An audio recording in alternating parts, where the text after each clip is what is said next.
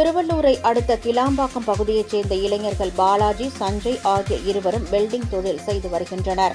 இவர்கள் கடந்த 23ஆம் தேதி இருசக்கர வாகனத்தில் கிளாம்பாக்கத்திலிருந்து தண்டலம் நோக்கி சென்றனர்.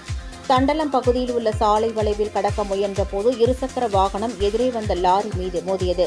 இந்த விபத்தில் இருசக்கர வாகனத்தின் பின்னால் அமர்ந்திருந்த பாலாஜி சம்பவ இடத்திலேயே உயிரிழந்தார்.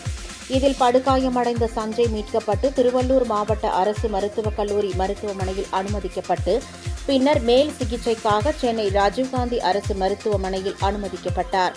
இந்த விபத்து குறித்து போலீசார் வழக்கு பதிவு செய்து கர்நாடகா பதிவு எண் கொண்ட லாரியை பறிமுதல் செய்தனர்.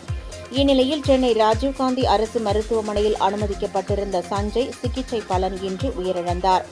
தண்டலம் சாலை வளைவில் தொடர்ந்து விபத்துக்கள் நடைபெறுவதால் நெடுஞ்சாலைத்துறையினர் எச்சரிக்கை பலகை அல்லது சாலை நேராக அமைக்க வேண்டும் என வாகன ஓட்டிகள் கோரிக்கை வைத்துள்ளனர்.